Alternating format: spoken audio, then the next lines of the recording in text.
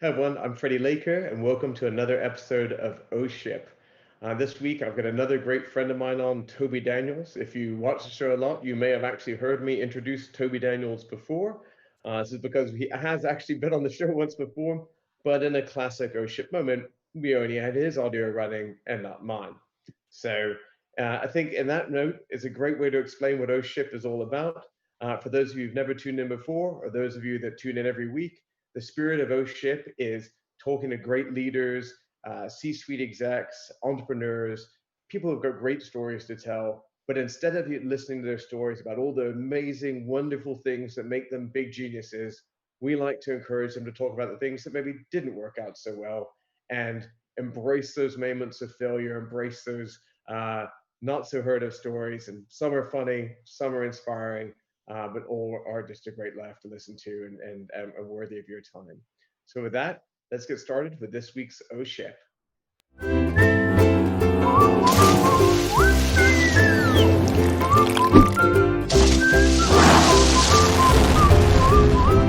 Oh shit.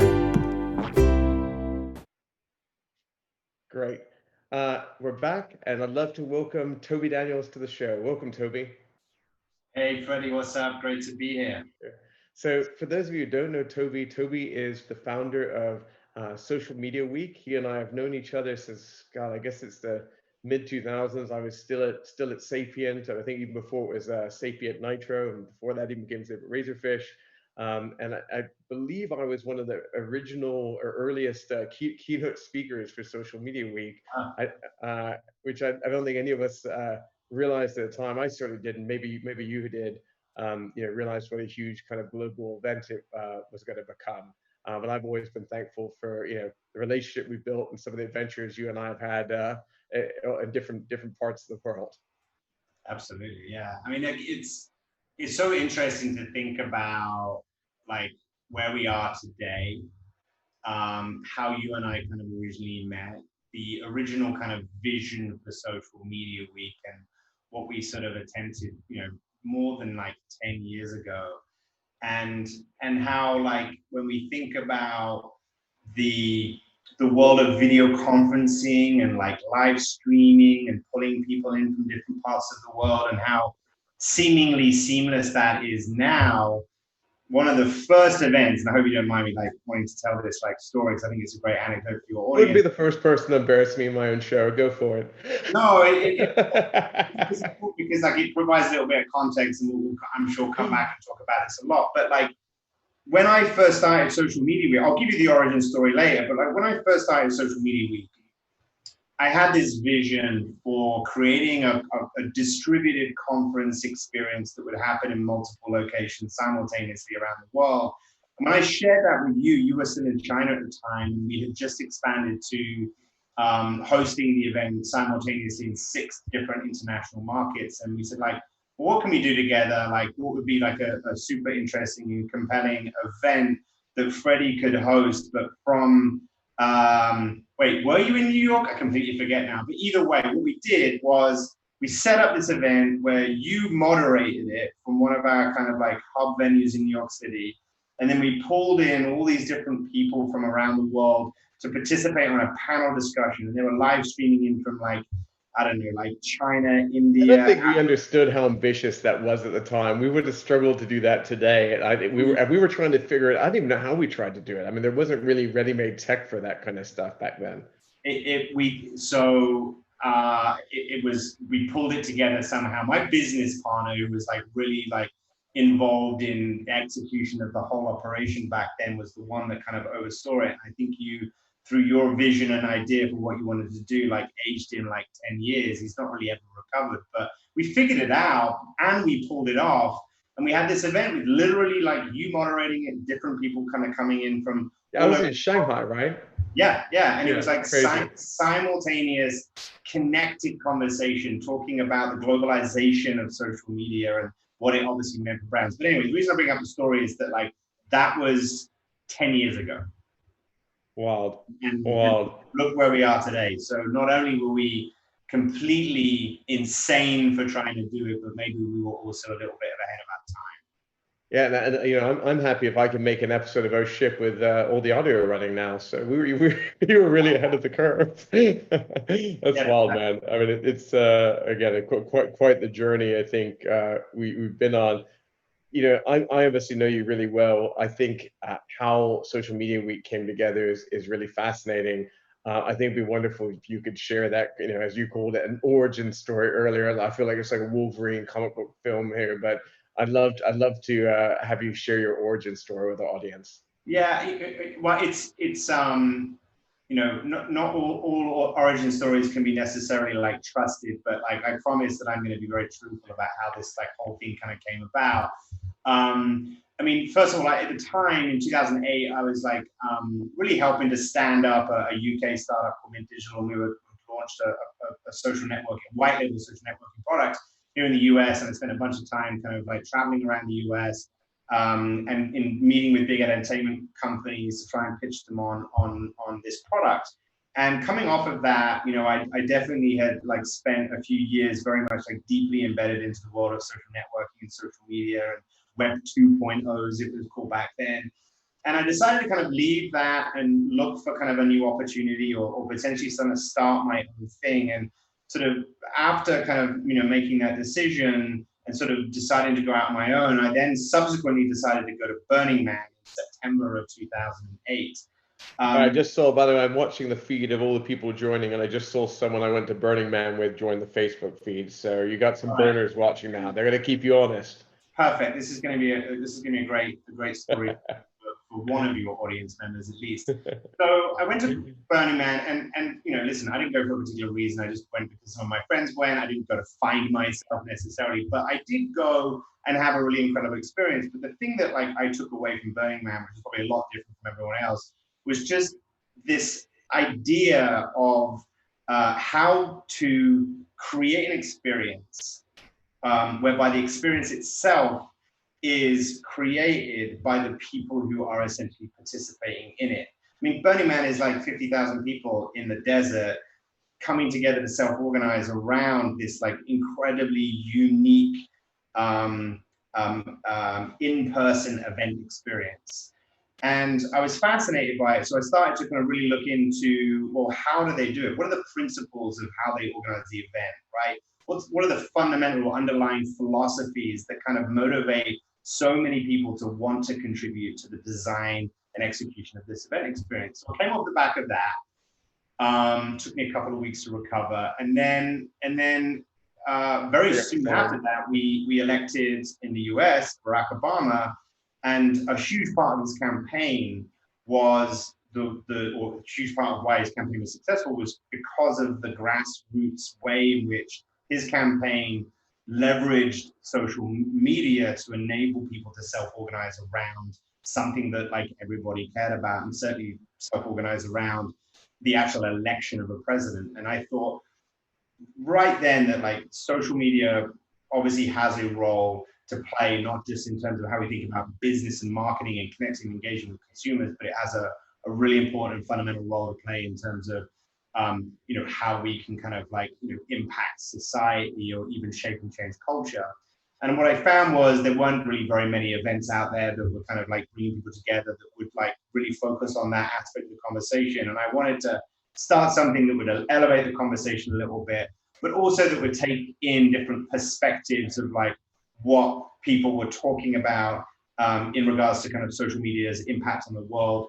And so we launched it in New York, grassroots community kind of enabled, distributed all over the city, very much kind of building off of what I had learned from my experience at Burning Man. And then we sort of came off of that and thought, okay, that was cool and that was interesting, but like, do we really want to just do that again and just make it slightly better? And instead we decided the second year, how about we do this conference, a 5-day event, but simultaneously in 6 different international markets. So we quickly expanded to like Berlin, Sao Paulo, San Francisco, Toronto, London. Your ambition levels. And that's really what then sparked, I think, so many different ideas in terms of what this conference ultimately could be, how it could serve a much larger global community, how it could connect conversations around the world. And I know that was like a big inspiration for you in terms of thinking about like the event that you wanted to run as part of Social Media Week. And look, fast forward 11 years, we're a very different business today. But you know, it's exciting. Like pre-COVID, like before, obviously this year's total insanity, and we'll get to that at some point, I'm sure. What were like last year's numbers? Like how many people, how many events, like what did this scale into? Well, you know, I would say fairly consistently year over year we've grown. We've always been an independent and fairly bootstrap business, but we've grown very consistently over the last like 11 years. And we've seen a lot more growth actually in the last, I would say, 2 to 3 years. And 2019 was certainly our biggest year revenue-wise. One of our biggest years, certainly in terms of like our global footprint. So the business today, pre-COVID, was flagship conferences in 3 key markets, New York, Los Angeles, and London. We have a business where we license the social media brand to local operators in about 18 different countries around the world. In total, across all of our conferences, we bring together, I don't know, somewhere between 50 and 70,000 professionals together at our in-person events that happen internationally. Then we have a news and insights business, which is really where we sort of do a lot of our kind of research and where we sort of publish a lot of like content to a much larger kind of like, you know, digital audience. And so yeah, business was looking good. Q1 was a great quarter for us, probably a record quarter. Certainly from a kind of a revenue standpoint, we're feeling very good about 2019. And then obviously late February, early March, everything changed. So many questions spinning out of this. I want to go back later. Don't let me forget. I'd love to, you know, you were obviously inspired by, actually, no, we'll go into it first. So let's, you know, you were inspired by social when Barack Obama won. It was, I agree, it was talk of the town. I think it really kind of let people see the power of social media. I feel like lately maybe we're seeing the dark side of the power of social media, and you're seeing people's reactions to it. As a guy who's probably exposed to more social media conversations than you know, anyone I know, you know, if you got a kind of take after hearing all these experts on kind of how you think social is going to evolve, and you know, do you think people should be restricting communication on it? Do you think the platform should be restricting communication, you know, because of, you know, fake info? And I'm not going to say the fake news expression, but you know what I'm saying. I'd love to get your take on that. You know, okay, so let's like unpack it a little bit. Yeah, it's a big hairy beast I just gave you. First thing I want to say, and I've said this from the beginning, going back to the days where people would complain about Twitter and the fact that like, I don't want to hear about people talking about their lunch. It's like, well, good news, you don't have to.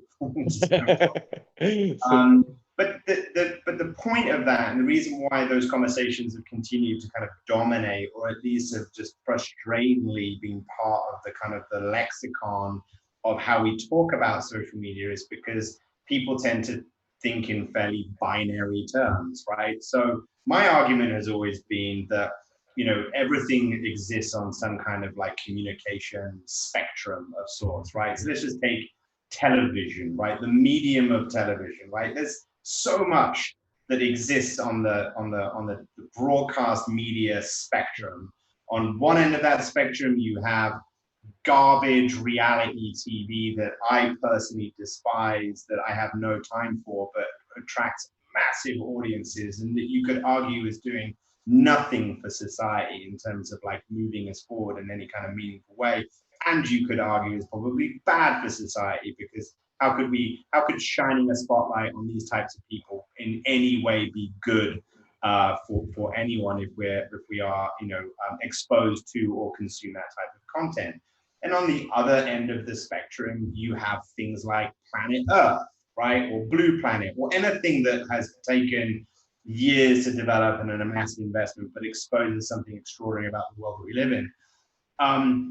Everything exists on a spectrum. Social media is the same. You're going to get people talking about your lunch, and then you're going to get like the examples where people are utilizing the tools to be able to kind of rise up against oppression, or using the tools to be able to do extraordinarily creatively interesting and or important things in the midst of a global pandemic, right? It's always going to exist on that spectrum. We have to understand that. The second thing that's important to say in unpacking kind of the question is that social media also is always going to be simultaneously used for good and bad.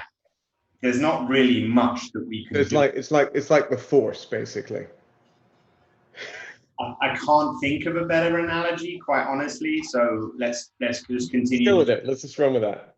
Hopefully, talk Disney won't sue me. Hopefully, for making that reference. No, there is the dark side, absolutely, of social media. But even that's just an oversimplification of the kind of situation, because the truth is it's simultaneously good and bad. It's also just a tool, right? It's a tool that we can choose to use in a variety of different ways. You can choose to use it for good, you can choose to use it for bad, with one really important exception, right? So there's individual agency or individual responsibility and accountability, but then of course, at the same time, there is the responsibility and the accountability of the platform companies that obviously have more influence over the ways in which we interact and engage with these tools than anybody else, right? So the platforms have to be kind of regulated. There has to be kind of a lot more investment into thinking about how we can kind of tackle misinformation. I mean, if you look at the Googles and Facebooks and what they're investing in this at this point, we're talking about billions of dollars of investment. They want to solve the problem, but it's a big, complicated problem given the unprecedented level of scale that a lot of these companies have reached.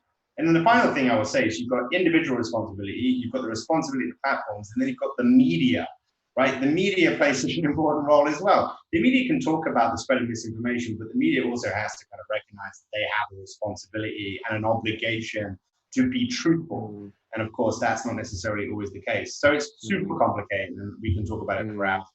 I'm not sure. Well, being conscious of time, I'd love to jump back to the other side of what you were talking about a moment ago, and very much in the spirit of kind of ownership. I would argue that you, and actually a guest we had last week, Veronica Sontsev, who beyond being part of Canoeing Collective is has her business Commerce Next. You guys in the event industry have kind of experienced some of the ultimate oh shit moments, if you will, this year. When the COVID pandemic pretty much came in and kneecapped an entire industry. I know that you pivoted and you've put together some virtual events. I'd love to hear what that experience was like for you. What worked, what didn't work, what you learned. Any frankly advice you may have out there for other people, and we'll get to that in a minute. But I'd love to just hear what this. It's been a hard year, and you seem like you've adapted well. But I'd love to learn more about that. I mean, look, without a shadow of a doubt, as an entrepreneur, I'll look back on 2020 as being the most important year in my career, the most challenging, but most important. The moment I think that I will have felt validated somewhat by my ability to be able to kind of figure something out in the moment under extreme circumstances. And I feel good about what I have managed to do alongside my business partner, together with my team, together with my wife and my kids, because we've all been in this kind of like sort of period of just like, it's not, you don't pivot once, you just kind of continuously iterate really through a set of problems and circumstances that are unprecedented and really difficult to have to deal with. But I want to start though by talking about Forrest Gump. And I want to tell you where I was at in by the way, watch for the hand tapping. It sounds like you're making a drum machine in the mic. So let me tell you about Forrest Gump. Specifically, let me tell you about like Lieutenant Dan. So there's a scene in Forrest Gump where Lieutenant Dan is on the shrimp boat Jenny, and he's at the top of the mast, and they're in this incredible, like, once in a lifetime type storm, and he's screaming like into the storm, and he's basically sort of directly addressing God, and he's saying like, "Is this the best you can do? You will never sink this ship," right? And the storm doesn't sink the ship, and they manage to limp back into port, and they discover that all the other shrimp boats sunk. They were the only one that survived. They then subsequently cleaned up and had like a monopoly on the whole shrimp boat industry, and then became millionaires, right? So at some point in March, I kind of thought, with an event happening in May, that if we could just weather the storm, that we could host an event in May, because obviously the virus would have gone by then, and we will clean up. We will be the only like conference still standing. And I really firmly thought that was like a great way of thinking about how to kind of get through the storm. And of course, what I quickly realized was that, oh, we're all basically going to sink, or at least like not survive the storm, because there isn't a single conference that is able to take place. I mean, like, just legally, you weren't allowed to host your event. You're legally still not allowed to host your event. We don't really know when that's necessarily going to end. So I quickly went from being like Lieutenant Dan screaming into kind of the storm and saying, "This is the best you got," to being very like meek and humble and like, "Oh God, I suppose we have to figure this out." So what we did was we basically canceled our in-person conferences. New York is a 3,000 person event. LA is 2,000 people. Wow. Combined them into a single virtual conference experience we called SMW1. We launched that, built the platform, started to sell tickets, brought a bunch of our sponsors over, and attracted about 10,000 registered attendees. And we did about 170 hours of live stream content over the course of May. And that was kind of, to all intents and purposes, particularly given the circumstances, a pretty like big success. And we pivoted, and I think were able to pull that off because our backs were against the wall, and we had to. We did not have a choice. We just had to get creative, and we had to be resourceful, and we had to figure out how to answer a really fundamentally important question, which was, how do we best serve the industry and our key stakeholders at this moment in time? And we pulled it off. And I guess when you look back at that experience, by the way, hats off to you for that kind of pivot. That was actually a theme last week about pivots, and it seems like you did a hell of a first pivot. And I can admire you almost kind of look a little bit like Captain Dan. So I like that analogy on a side note. I can just imagine you strapped to the SMW1 boat. But when you look back at the event, you finished what, a month ago now? It was like the whole of May, so it's been a couple months. Yeah, and so I have no concept of time anymore. We've been locked up too long. When you look back at the event, what would you say number one thing you learned from kind of flipping your business on its head into a virtual one? Well, I learned that people, and we kind of knew it going in, and then it was a sort of something that was validated, and that has subsequently been the primary input into thinking about the next product that we just launched, and that is that people consume content online, digitally, particularly during lockdown, but particularly in terms of like virtual conferences or video conferencing or webinars. They consume that content just like so differently to the way that you might think about attending an in-person event. There is no like apples to apples, try and make your in-person event go virtual. You have to start from scratch and build an experience that speaks to how people want to consume the content. And there are basically, and I think this is actually going to be somewhat interesting and maybe even helpful to people, but there are 3 archetypes that we've identified. One, the multitasker, someone might be watching this right now and they've got it on in the background, or it's on their second screen, or they're sending emails or checking social, and just generally kind of multitasking through the experience. We don't have 100% of their attention. You know what? That's fine. We just have to say something controversial just to pull them back in every so often. Then you've got the appointment setter, right? Somebody's like, I am looking forward to this happening at 12 o'clock Eastern, and I will be 100% in on this thing. I'll be in the chat, I'll be engaging, and I'll block everything else out. And this is the only thing I'm going to do at that time. And then the third archetype is the binge watcher, right? It's like, I can't take time out during my day, but I will watch this at night or on weekends, and I'm going to binge like a whole bunch of different episodes or shows or webinars, whatever it might be. So we saw that behavior, and honestly, that's just given us kind of a huge amount in terms of how we then think about building. I'm not going to hold you to the science of this, but if you had to guess, like the kind of breakdown, is it like 5% of people are binge watchers? Like, what would, any idea what the kind of split is? So, I think that the split is, I'm gonna provide a very disappointing and non-scientific answer, but like, we do have some data to support this, but there's a little bit of like Daniels gut like coming into this as well. So the one data point I do know is that 50% of people watch live, 50% watch on demand of the 10,000 people that registered to kind of participate in our virtual conference. I would say it's an even split between those 3 different like archetypes of the kind of the multitasker, the appointment setter, and the binger. I'd be surprised if it's not a fairly even split, quite honestly. But on the way that we've just been thinking about building this new product and services, that we've been trying to cater to all three of them simultaneously, right, and somewhat equally if we possibly can. Interesting. I couldn't help but think to myself which one I'd fall into. I think I get a little bit of a nasty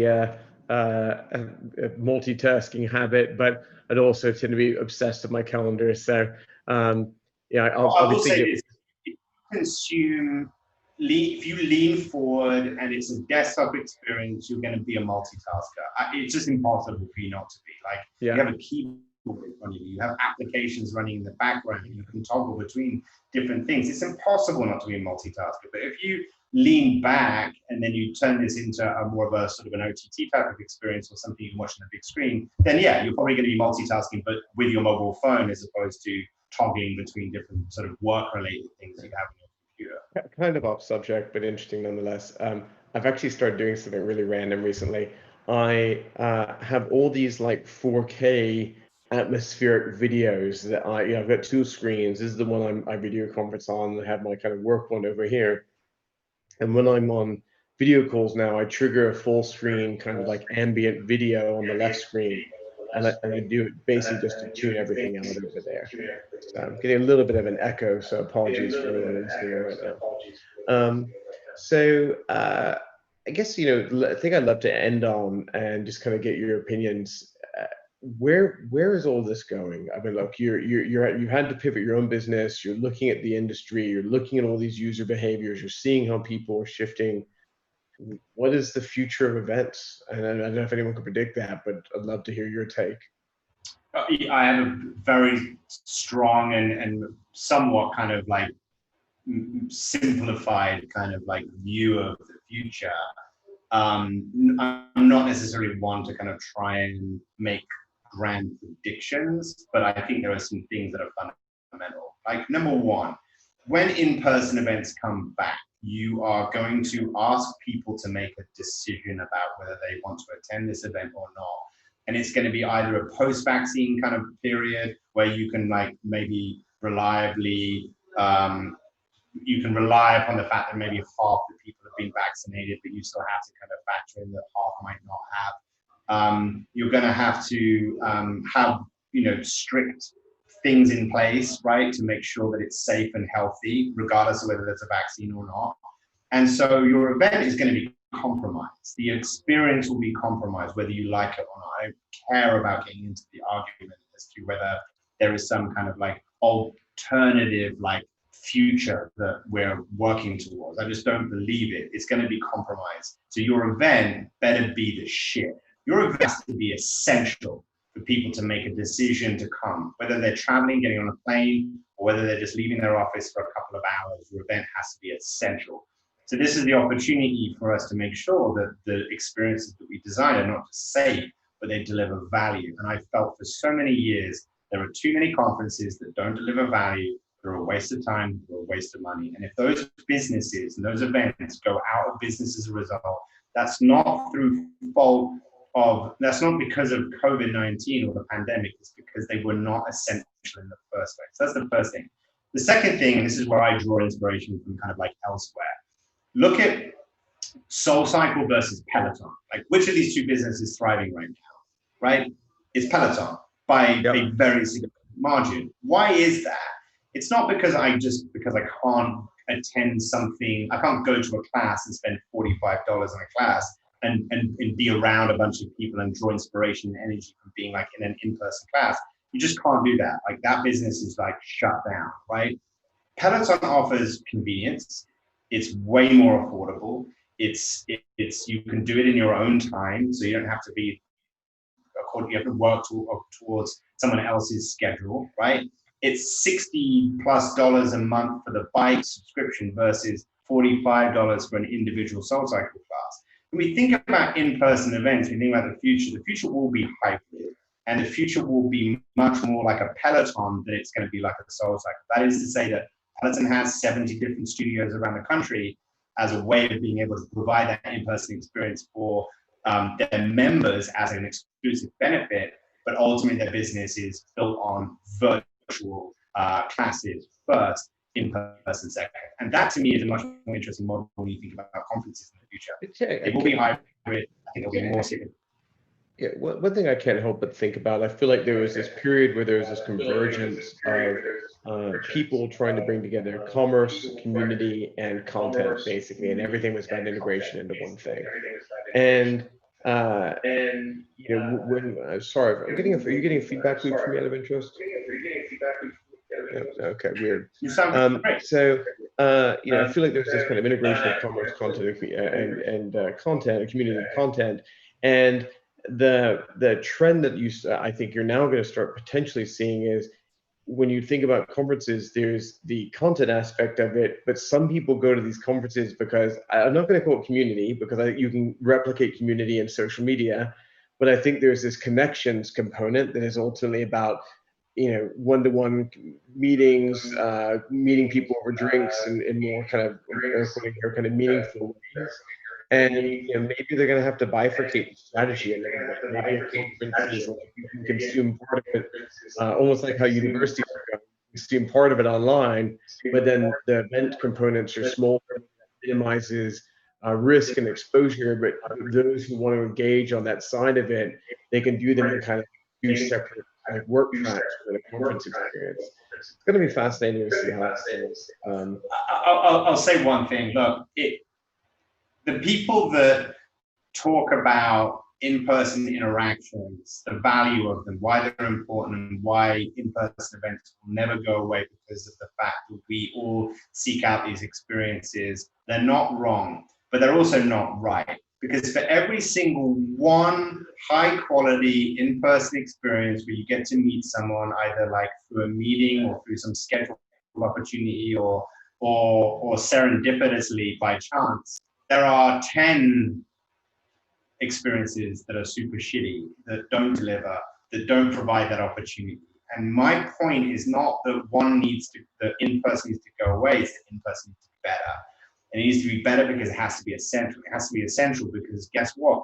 Everything's changed.